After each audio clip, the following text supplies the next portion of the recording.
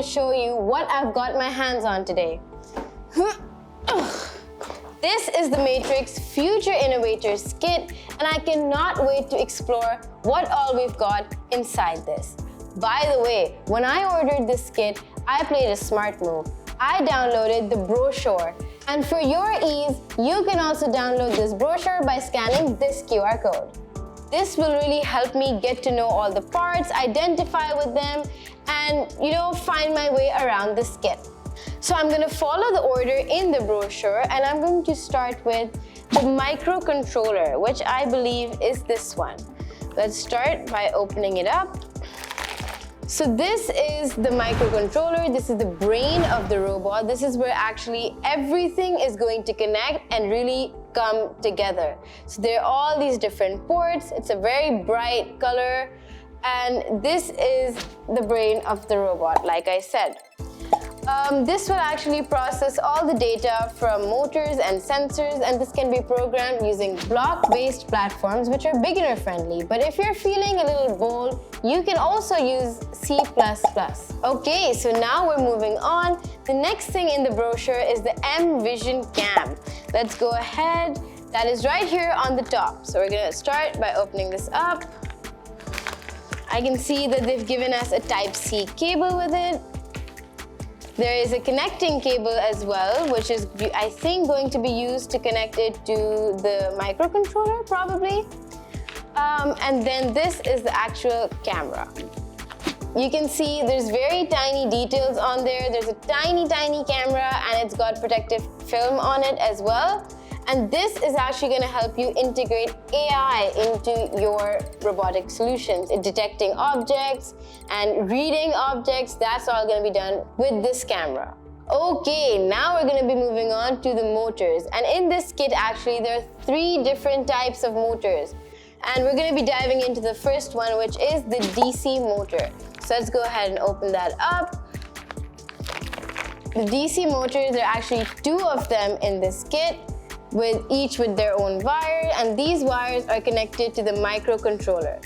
The DC motor actually has rotational movement, and these are used to connect wheels and gears.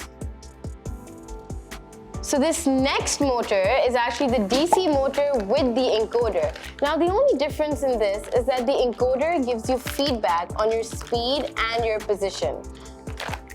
So this is what they look like. They've given 2 of these, so you can connect 2 wheels, 2 gears, however you want to do this. And these are the different wires that will connect these motors to the microcontroller.